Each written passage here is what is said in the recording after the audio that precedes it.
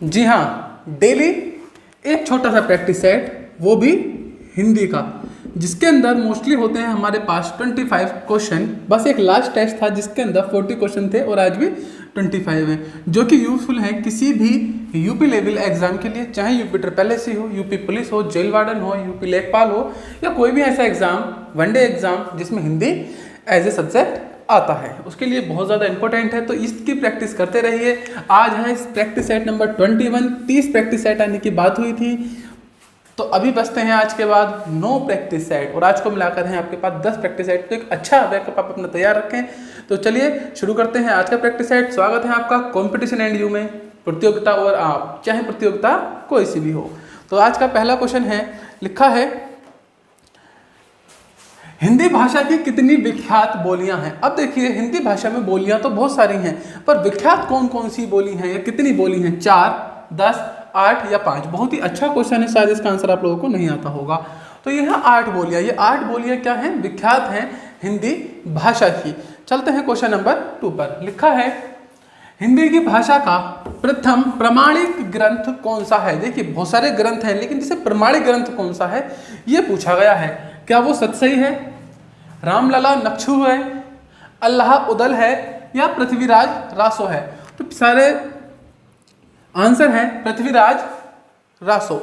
जी हाँ, पृथ्वीराज रासो हिंदी भाषा का प्रथम प्रामाणिक ग्रंथ है। ठीक है, तो इसका सही आंसर है ऑप्शन सी। चलते हैं क्वेश्चन नंबर 3 पर। लिखा है निम्नलिखित में से कौन सा हिंदी साहित्य का काल विभाजन नहीं है? अब देखिए, हिंदी साहित्य के काल को, अभी हिंदी साहित्य की क्लासेस नहीं आई हैं, पर हिंदी साहित्य के काल को कुछ भागों में डिवाइडेड किया गया है, जिसमें से एक है आधुनिक काल, भक्ति काल, रीतिकाल, पर कोई भी संयुक्त काल के नाम से नहीं है। तो इसका सही आंसर है संयुक्त काल, क्योंकि इस क्वेश्चन में क्या पूछा है? हिंदी साहित्य का काल विभाजन नहीं है, तो वो है आपका संयुक्त काल। ये था क्वेश्चन नंबर 3। चलते हैं क्वेश्चन नंबर 4 की तरफ। लिखा है क्रिया परक व्याकरण कोटि चिन्हित कीजिए। बहुत ही दमदार क्वेश्चन है। अब आप देख रहे होंगे कि क्वेश्चन का लेवल शुरू के 15 या 20 टेस्ट के बाद से बढ़ गया है, तो ये आपको भी रियलाइज होना चाहिए कि इसे बढ़ाना ही होगा। तो क्रिया परक व्याकरणिक कोटि चिन्हित कीजिए। बहुत ही दमदार क्वेश्चन है। वीडियो पॉज करके इसका आंसर अवश्य लगाएं कि क्या है। तो कभी लगा के देखें कितना सही है। क्या वो कारक है, लिंग है, पक्ष है, या वचन है? तो प्यारे बच्चों, ये है कारक। जी हाँ, इसका सही आंसर होगा कारक, क्योंकि कारक के आधार पर ही क्रिया का निर्धारण भी किया जाता है, इसलिए व्याकरण कोटि का जो चिन्हित है वो कारक कहलाता है। चलते हैं क्वेश्चन नंबर 5 की तरफ। लिखा है चूड़ी अच्छी थी में थी कौन सी क्रिया है? आज का तो बिल्कुल जबरदस्त है मामला, बिल्कुल जबरदस्त टेस्ट। एक और आज के लिए तो चैलेंज दिया जाएगा आप लोगों को। योजक क्रिया, अधिकारबोधक क्रिया, अप्रत्यक्ष क्रिया, या औचित्य बोधक क्रिया? तो इसका सही आंसर है योजक क्रिया। जी हाँ, चूड़ी अच्छी थी में थी क्या है? योजक क्रिया है। चलते हैं क्वेश्चन नंबर 6 की तरफ। लिखा है मूल अकर्मक धातुओं के साथ प्रत्यय जोड़कर बनाई गई क्रिया धातुएं क्या कहलाती हैं? इससे पहले आप इसका आंसर दें, मैं आपको बता दूं, जो क्वेश्चन इतने अच्छे हैं जैसे सामने देख रहे हैं, इन्हें नोट डाउन कर लें आप। अगर आप वास्तव में चाहते हैं नंबर आए और अच्छे से आ जाए, तो इसे क्वेश्चन को नोट डाउन कर ले। जो आते हैं उन्हें छोड़ दें, जो आता है वो तो आता है, उसे नोट डाउन करके लिखने की कोई आवश्यकता नहीं है। पर जैसे क्वेश्चन आप देख रहे होंगे, ये आपको आमतौर पर देखने के लिए नहीं मिलता। आप बहुत सारे प्रैक्टिस सेट करेंगे तब भी ये वाला क्वेश्चन आपको शायद जल्दी से ना मिले। आज हम 21 नंबर के प्रैक्टिस सेट पे हैं और ये क्वेश्चन पहली बार दर्शन दे रहा है, तो आप समझ सकते हैं कितना रेयर क्वेश्चन है। और आ जाए तो 1 नंबर खामोखा में आपका चला जाएगा। तो ऐसे क्वेश्चनों को नोट डाउन कर लें, ताकि वक्त आने पर जब पढ़कर जाएं तो ऐसे 15, 20, 30, 40 क्वेश्चन जिन्हें पढ़े और चले जाएं, कि बाकी तो हमें आता, पर 30-40 क्वेश्चन एक बार वो देख लेते हैं, जिससे क्या हो, प्रैक्टिस बनी रहे और एग्जाम में नंबर आ जाए। तो लिखा है मूल अकर्मक धातुओं के साथ प्रत्यय जोड़कर बनाई गई क्रिया धातुएं क्या कहलाती हैं? संयुक्त धातु, द्विकर्मक धातु, समस्त धातु, या साधित सकर्म धातु? तो इसका सही आंसर है साधित सकर्म धातु। इसे मैं अभी पूरा डिस्क्राइब नहीं करूंगा, क्योंकि अभी क्रिया की क्लास आनी बाकी है। अभी हम सर्वनाम की क्लास कर चुके हैं।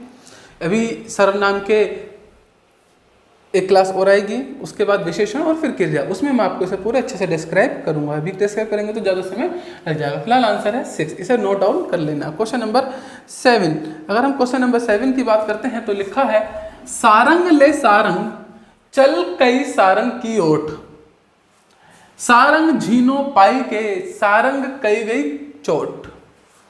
उक्त पद में कौन सा अलंकार विद्यमान है?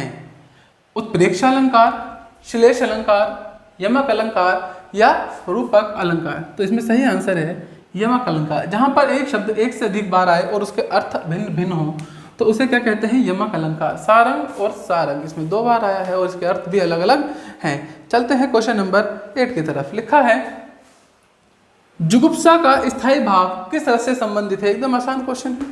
जुगुप्सा का स्थायी भाव करुण रस से संबंधित है क्या? रौद्र रस, अद्भुत रस? बिल्कुल नहीं। तो बचा है क्या? विभत्स रस। कौन सा रस है जुगुप्सा का? विभत्स रस। बहुत ही आसान क्वेश्चन था। चलते हैं क्वेश्चन नंबर 9 की तरफ, जिसमें हमें देखने के लिए मिलेगा, लिखा है निम्नलिखित में से कौन सा छंद प्रकार नहीं है? इसमें से कौन सा छंद का एक प्रकार नहीं है? दृष्टांत, चौपाई, सोरठा या दोहा? बहुत ही आसान क्वेश्चन है। आपने चौपाई का नाम भी सुना है, सोरठा का भी सुना है और दोहा का भी सुना है। नहीं सुना है तो दृष्टांत का नाम नहीं सुना है, इसका मतलब ये कोई भी छंद नहीं है। क्वेश्चन नंबर 10 की बात कर लेते हैं। लिखा है दीर्घ संधि, गुण संधि, वृद्धि संधि, यण संधि व अयादि संधि संधि के किस मूल भेद के अंतर्गत सन्निहित हैं? व्यंजन संधि, स्वर संधि, विसर्ग संधि या उपयुक्त में से कोई नहीं? तो ये आता है स्वर संधि। स्वर संधि के 5 भेद होते हैं, जिसमें से दीर्घ संधि, गुण संधि, वृद्धि संधि, यण संधि और अयादि संधि, 5 सामने लिखे हुए। सही आंसर ऑप्शन बी। चलते हैं क्वेश्चन नंबर 11 की तरफ। लिखा है निर्देश प्रश्न 11 और 12 उपयुक्त समास चिन्ह कीजिए। लिखा है पथ भ्रष्ट, तो पथ से भ्रष्ट। अव्ययी भाव है क्या? बिल्कुल नहीं। क्या द्वंद्व है? नहीं। कर्मधारय है? नहीं। कौन सा है? तत्पुरुष। पद से भ्रष्ट। कौन सा है? अलगाववाद की स्थिति पैदा हो रही है, पद से भ्रष्ट हो चुके हैं, हट चुके हैं, अलग होने का भाव आ रहा है, तो क्या है? तत्पुरुष समास। 11 का सी आंसर है। देखिए क्लास खत्म होने के बाद जरूर बताएं कि कितना स्कोर बना, क्योंकि आज के जो क्वेश्चन है वो भी थोड़े अच्छे लेवल के हैं और मजेदार हैं। ऐसी वीडियो को स्किप नहीं किया जाना चाहिए। अगर एक भी क्वेश्चन नहीं आता तो और भी अच्छी बात है ये। अगर आते हैं देन वेल एंड गुड, अगर नहीं आते हैं तो अच्छी बात है कि एग्जाम से पहले आपको ऐसा क्वेश्चन मिल गया जो आपको नहीं आता था, और वो एग्जाम में क्वेश्चन आया तो आप कर तो पाएंगे। कई बार क्या होता है, बच्चे शुरू के 5-6 क्वेश्चन देखते हैं, अरे यार आज मजा नहीं आ रहा, आज वीडियो अच्छी नहीं है और टफ क्वेश्चन है, क्या फायदा मिला? मतलब इजी आएगा वो करोगे, मतलब 2 का पढ़ा पढ़ते रहोगे, 2 1 2 2 3 4 2 3 6 2 4 8, जिस दिन 19 का पढ़ा सुन लिया तो यार 19 का नहीं छोड़ो, और आएगा एग्जाम में 19 का, सबको मालूम है। तो ऐसी वीडियो को स्किप नहीं करना चाहिए। तो बहुत अच्छी बात है, जितने कम आपको आता है उतना अच्छा भी रहेगा, क्यों कि आप उसे सीख जाएंगे, और टफ भी आता है तो बेटर है, कोई दिक्कत है ही नहीं। क्वेश्चन नंबर 11 की तरफ चलते हैं, इसका आंसर है सी। क्वेश्चन नंबर 12 का देखते हैं, अष्टाध्यायी में कौन सा समास है? बहुब्री, दिग्गु, कर्मधारय या तत्पुरुष? तो हम जानते हैं नंबरिंग किसके शुरू में आती है? दिग्गु समास के, और यहाँ के लिखा अष्टाध्यायी, तो दिग्गु समास ही इसका आंसर होगा। क्वेश्चन नंबर 13 लिखा है, सुमित्रा नंदन पंत को किस कृति पर ज्ञानपीठ पुरस्कार मिला? स्वर्ण धूलि, लोकायतन, चिदंबरा या युगवाणी? तो ये मिला था इन्हें चिदंबरा के लिए। सुमित्रा नंदन पंत जी को जो ज्ञानपीठ पुरस्कार मिला है वह कौन सी कृति के लिए मिला है? चिदंबरा के लिए मिला है। याद रखेंगे ऐसी चीजों को। क्वेश्चन नंबर 14 लिखा है, ब्रज भाषा का विकास किस अपभ्रंश से हुआ? बहुत ही शानदार क्वेश्चन है। ब्रज भाषा का विकास किस अपभ्रंश से हुआ? तो यह हुआ है शौरसेनी से। इसका सही आंसर होगा शौरसेनी। देखिए जो हमारी भाषाओं का विकास है वो स्टार्टिंग से संस्कृत से लेकर चलता हुआ आया है, और अगर बात करते हैं ब्रज भाषा के विकास की तो यह हुआ है शौरसेनी से। याद रखेंगे। चलते हैं क्वेश्चन नंबर 15 की तरफ, लेकिन 15 से पहले आपके सामने ये एक दिख रहा होगा पूरा का पूरा चार्ट। अब आपको दिख रहा होगा एक बहुत लंबा चौड़ा सा ऐसे टाइप का, पर ये मैं जानबूझ के इसे इंगित कर रहा हूं ताकि आप इसे सीख जाएं, ठीक है ना। यहाँ लिखा हुआ है प्रश्न संख्या 15 से 19, मतलब 15, 16, 17, 18 और 19। 15, 16, 17, 18 और 19, 5 क्वेश्चन इसके अंदर इनबिल्ट है। इस पैराग्राफ को पढ़कर उनके आंसर देने हैं, पर मैंने तरीका सिखाया था क्या कि पहले एक बार क्वेश्चन जरूर पढ़ लें। क्वेश्चन दिमाग में रहेंगे तो आपको क्या रहेगी, सुगमता बनी रहेगी। आइए देखते हैं क्या है क्वेश्चन। पहले लिखा है चरित्र निर्माण की परम आवश्यकता है। चरित्र निर्माण की परम आवश्यकता है, 4 ऑप्शन दिए हैं, चाहो तो इन्हें भी पढ़ लो या फिर मत पढ़ना, पर क्वेश्चन जरूर पढ़ें। जनतंत्र के लिए लाभकारी हो सकते हैं, जनतंत्र के लिए लाभकारी हो सकते हैं। 17 उन्नत राष्ट्र के लिए विकास का प्रथम सोपान है। नेक्स्ट, अप्रत्याशील रूप से मजाक उड़ाया जाता है जो, आगे ऑप्शन है। 19 भारतीयता के प्रति हीन भावना का कारण है। तो ये है हमारे पास 5 क्वेश्चन सॉरी। अब पढ़ते हैं एक बार इसके पैराग्राफ को जो दिया हुआ है, बहुत ही आराम से इस चीज़ को समझना है। कई बार बच्चों को ये बोरिंग लगेगा और यहाँ पर वीडियो स्किप होनी शुरू हो जाएगी, पर ऐसा ना करें, यही तो नींव बनेगी। आओ देख लेते हैं क्या क्या लिखा है। निर्देशन को पढ़ने की जरूरत नहीं है, राष्ट्र से पढ़ लेते हैं। राष्ट्र के सर्वांगीण विकास के लिए चरित्र निर्माण परम आवश्यक है। कौन सा निर्माण परम आवश्यक है प्यारे बच्चों? चरित्र निर्माण परम आवश्यक है। किसके लिए आवश्यक है? राष्ट्र के सर्वांगीण विकास के लिए। तो क्वेश्चन नंबर 15 अभी हमें पढ़ा था, चरित्र के निर्माण की परम आवश्यकता है। देखो ऑप्शन देखिए, समाजपोषी कार्यों के लिए, राष्ट्र के सर्वांगीण विकास के लिए, राष्ट्र की योजनाओं के संचालन के लिए, या मानव मात्र के कल्याण के लिए। तो ऑप्शन नंबर बी 15 का क्या होगा? बी। क्यों?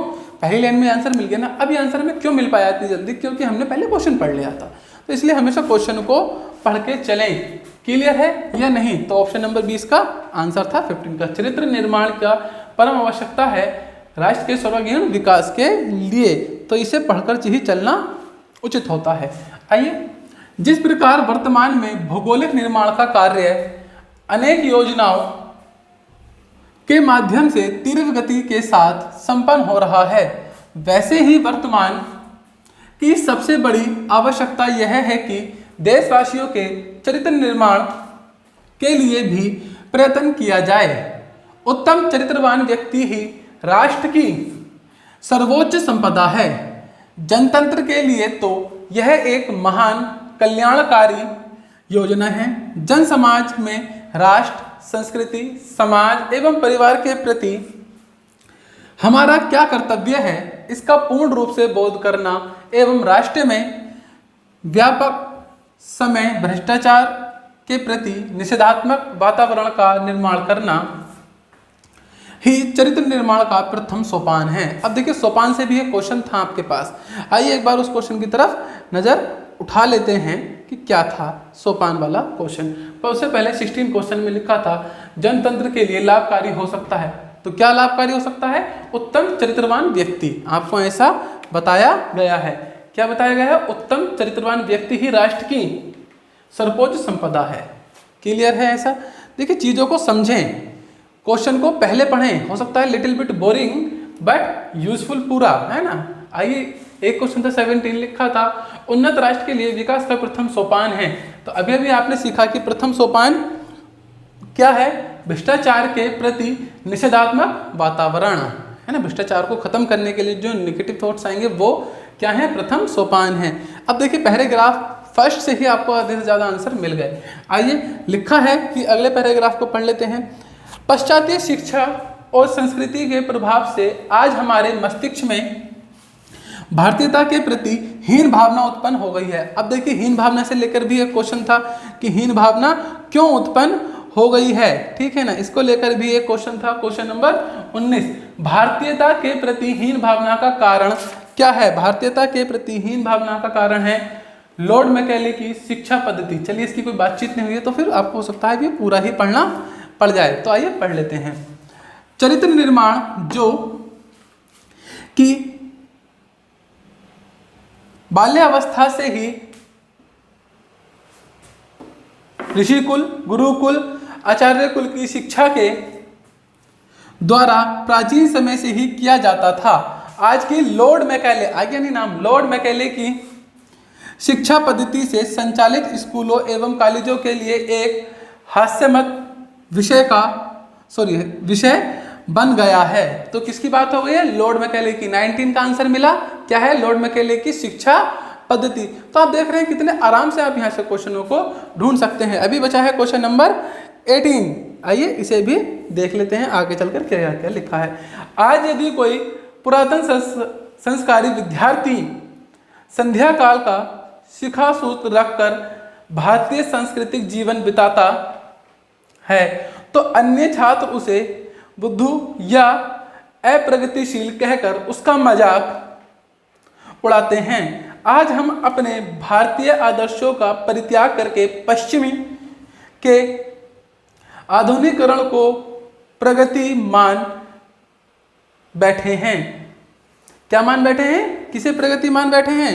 पश्चिम की सभ्यता को। तो क्वेश्चन नंबर 17 का क्या आंसर होगा? आइए 18 का आंसर क्या है एक बार देख लेते हैं। तो इसका है आंसर अप्रगतिशील रूप का मजाक उड़ाया जाता है जो भारतीय संस्कृति जीवन बिताता है। किसका मजाक उड़ा रहे हैं? जो भारतीय संस्कृति के द्वारा अपना जीवन बिताता है उसका मजाक उड़ाया जाता है। तो एक बार मैं रिपीट करूंगा क्वेश्चन नंबर 15 से। आपको हमने पैराग्राफ भी पढ़ा, साथ ही साथ आंसर भी करे। देखिए ये थोड़ा सा बोरिंग वाला पोर्शन होता है पर समझना सीखें। मैं ये दूसरी बार इसलिए लाया हूँ, शायद अगली क्लास में आपको ये वाला पोर्शन नहीं मिलेगा, कि पहले आपको क्वेश्चन ही पढ़ना चाहिए। 15 क्वेश्चन। चरित्र निर्माण की परम आवश्यकता किसके लिए थी? राष्ट्र के सर्वांगीण विकास के लिए। क्वेश्चन नंबर 16, जनतंत्र के लिए लाभकारी हो सकता है उत्तम चरित्रवान व्यक्ति। साफ साफ लिखा था। 17, उन्नत राष्ट्र के लिए विकास का प्रथम सोपान है भ्रष्टाचार के प्रति निषेधात्मक वातावरण, मतलब भ्रष्टाचार को खत्म करने की फीलिंग। नंबर 8, प्रगतिशील रूप से मजाक उड़ाया जाता है भारतीय संस्कृति में जीवन बिताता है। जो भारतीय तरीकों से जीवन बिता रहा है तो उसका क्या होगा? मजाक उड़ाएगा।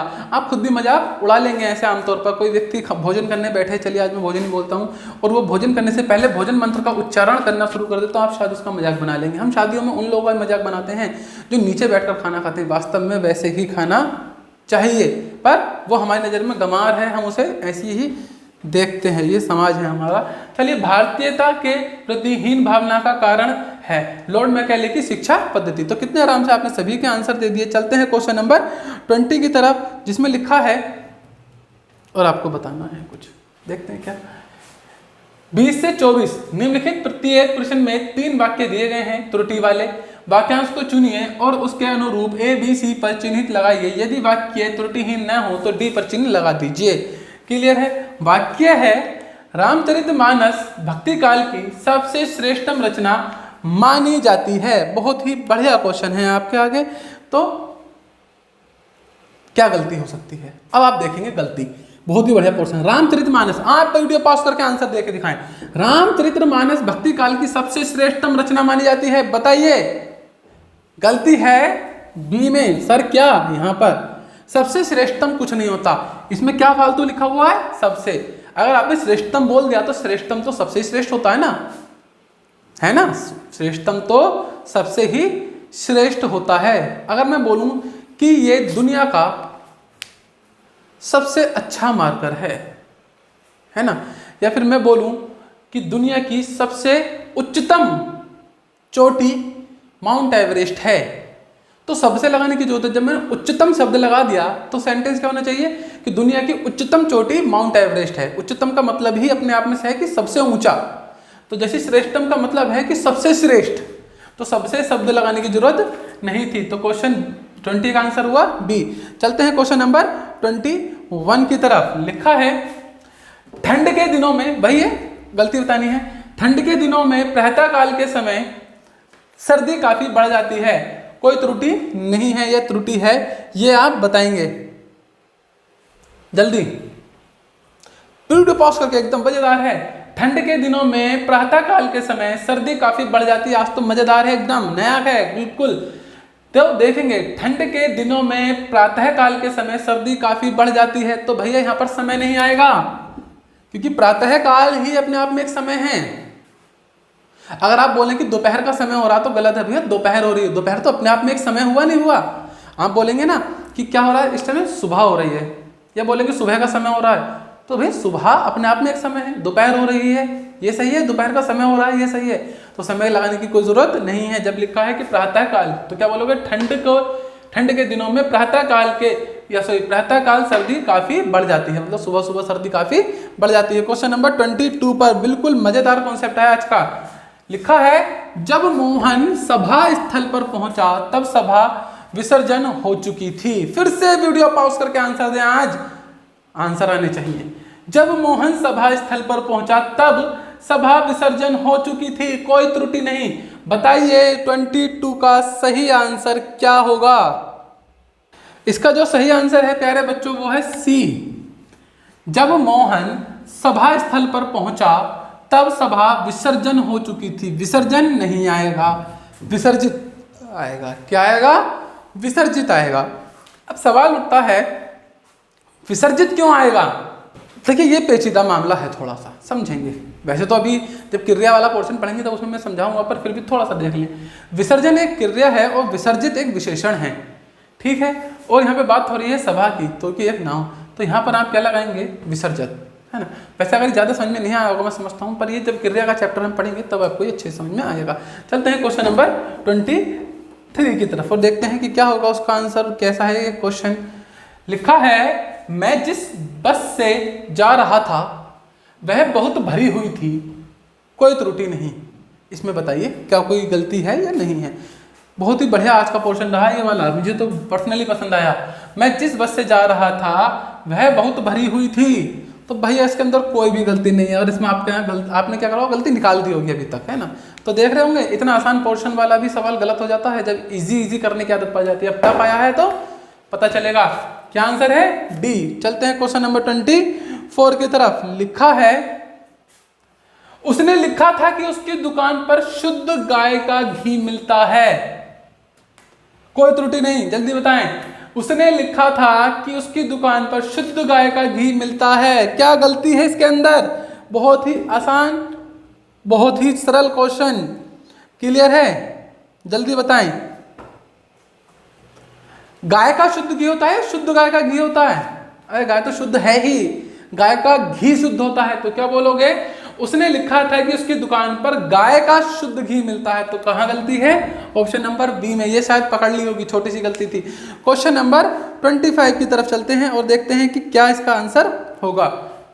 लिखा है पत्थर जोक नहीं लगती, पत्थर को जोक नहीं लगती। आपको बताना है कि कौन सा अर्थ इसमें से मैच करता है। आज का आखिरी क्वेश्चन है। सबल का शोषण नहीं होता, मजबूत चीज आसानी से खराब नहीं होती, दो धूर्तों में प्राय टकराव नहीं होता, हड्डी पर कोई प्रभाव नहीं होता। जी डी आंसर सही है। पत्थर को जोक नहीं लगती मतलब कि जो व्यक्ति जिद्दी होता है ना, उसे आप कितने समझा लो वो नहीं समझने वाला। लाइक भैंस के आगे बीन बजाने वाली कहानी हो जाती है। तो पत्थर को जोक नहीं लगती, हड्डी पर कोई प्रभाव नहीं होता, मतलब जिसने जिद पकड़ ली उसे कितने समझा लो उस पर प्रभाव नहीं पड़ेगा। तो ये थे आज के 25 क्वेश्चन, और आज के क्वेश्चन थोड़े से अच्छे थे। आपको मजा आया होगा, चैनल अच्छा लग रहा हो, मजा आ रहा हो तो लाइक शेयर सब्सक्राइब करो। मिलते हैं अगली वीडियो में, तब तक के लिए बाय बाय। और डिस्क्रिप्शन में बताना ना भूलें कि आज कितने नंबर आए। Bye bye.